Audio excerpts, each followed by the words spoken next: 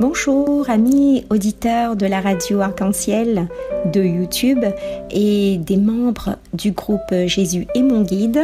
Bonjour, c'est Dani avec vous en cette belle journée où nous fêtons les Bruno. Bonne fête à vous et un joyeux anniversaire aux personnes qui le fêtent aujourd'hui également.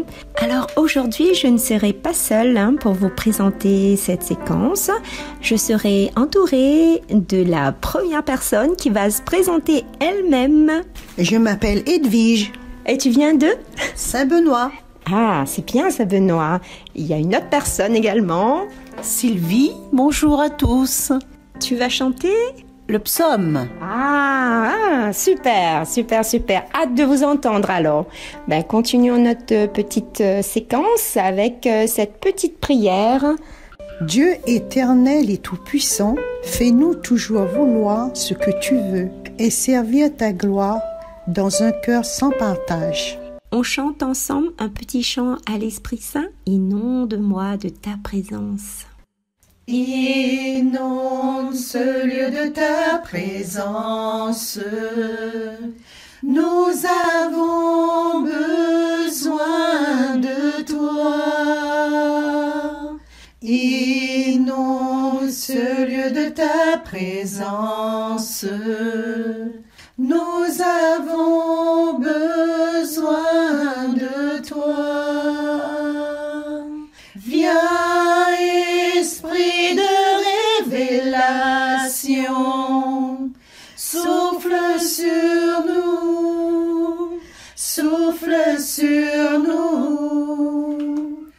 Viens, Esprit de révélation, souffle sur nous, souffle sur nous. Nous avons besoin de toi en cet instant.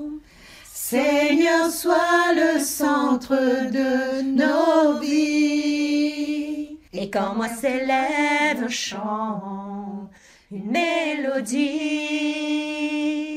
témoignant de ta grâce infinie, inonde ce lieu de ta présence.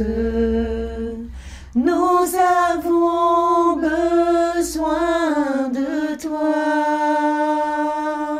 Inonde ce lieu de ta présence. Nous avons besoin de toi.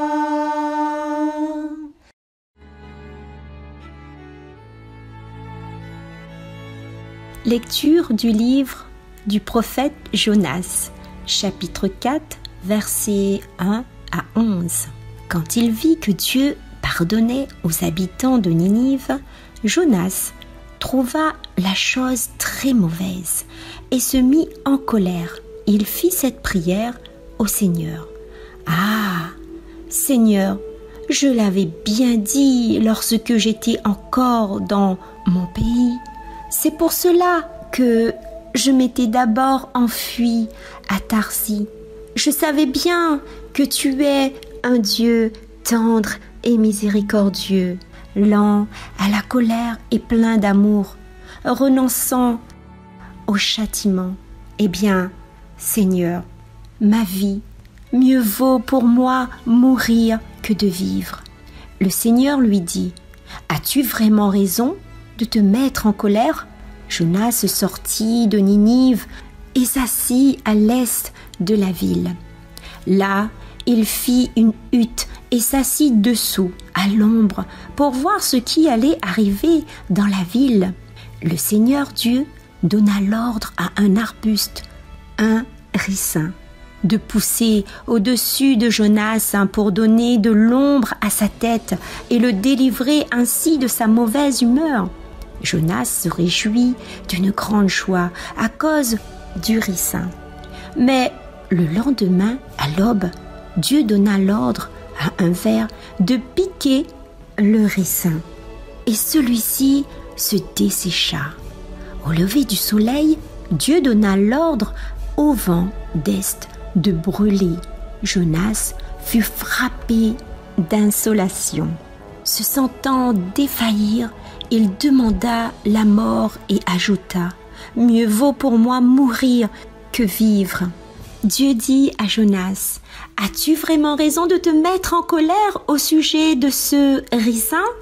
Il répondit « Oui, j'ai bien raison de me mettre en colère jusqu'à souhaiter la mort. » Le Seigneur répliqua « Toi, tu as pitié de ce ricin qui ne t'a coûté aucun travail et que tu n'as pas fait grandir, qui a poussé en une nuit et en une nuit a disparu. Et moi, comment n'aurais-je pas pitié de Ninive, la grande ville où, sans compter une foule d'animaux, il y a plus de 120 000 êtres humains qui ne distinguent pas encore leur droite de leur gauche. » Parole du Seigneur. Alors ce passage nous parle de l'attitude du prophète Jonas, très en colère par rapport au pardon de Dieu face aux habitants de Ninive. Jonas se veut plus juste que Dieu. Il ne comprend pas pour lui s'il suffit aux pécheurs de se repentir pour que Dieu les accueille, sans autre condition. À quoi sert d'appartenir au peuple des élus et d'observer les prescriptions, c'est-à-dire lire la parole, prier, écouter, aller à l'église, appliquer les commandements? Les amis, est-ce que Jonas, par son attitude, connaît Dieu?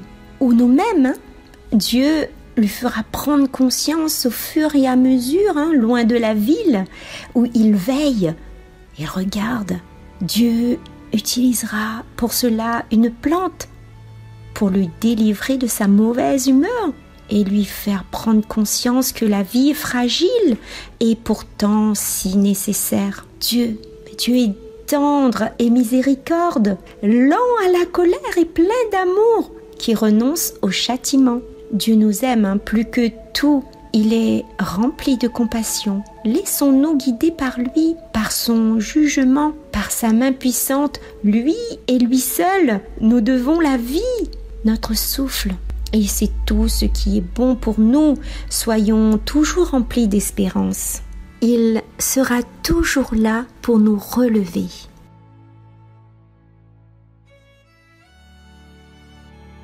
Toi, Seigneur, Dieu de tendresse et de pitié. Toi, Seigneur, Dieu de tendresse et de pitié.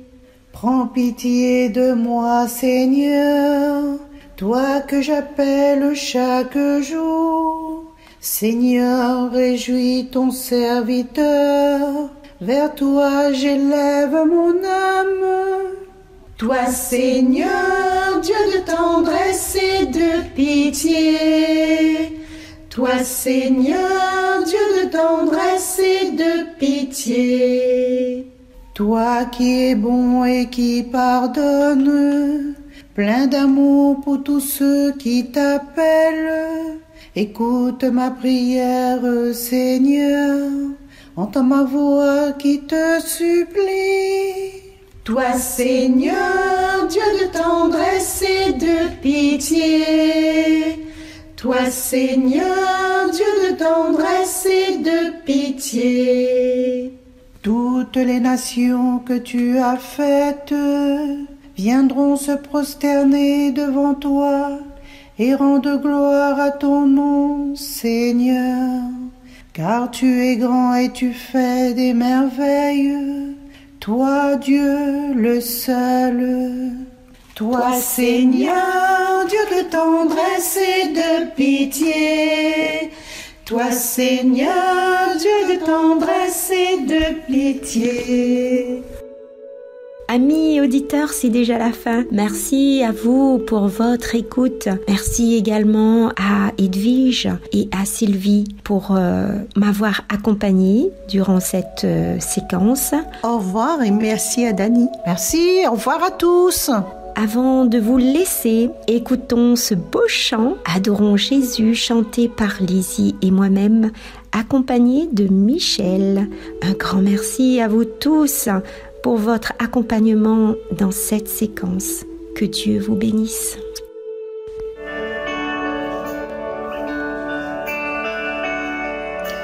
Adorons Jésus, prosternons nos cœurs, inclinons nos vies.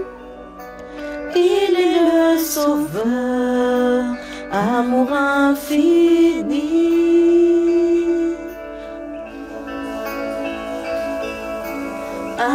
Adorons Jésus, nous levons nos mains pour lui rendre gloire.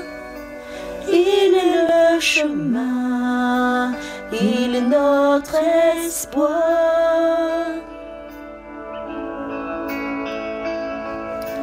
Magnifique est le Seigneur, magnifique est le Seigneur, magnifique est le Seigneur, digne de louange.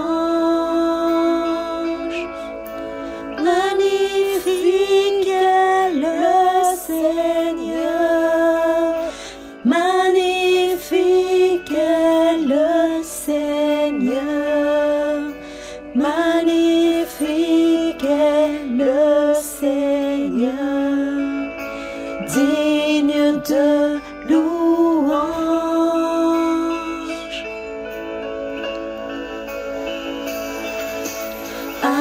Adorons Jésus, prosternons nos cœurs, inclinons nos vies.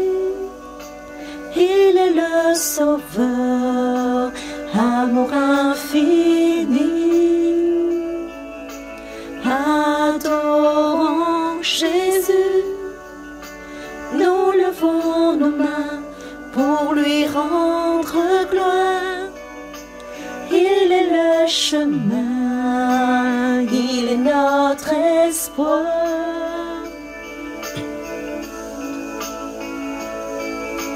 Magnifique est le Seigneur, magnifique est le Seigneur, magnifique est le Seigneur, digne de louange. Magnifique est le Seigneur, magnifique est le Seigneur, magnifique est le Seigneur, digne de louange, digne de louange. Adorons Jésus, prosternons nos cœurs, inclinons nos vies. Il est le Sauveur, amour infini.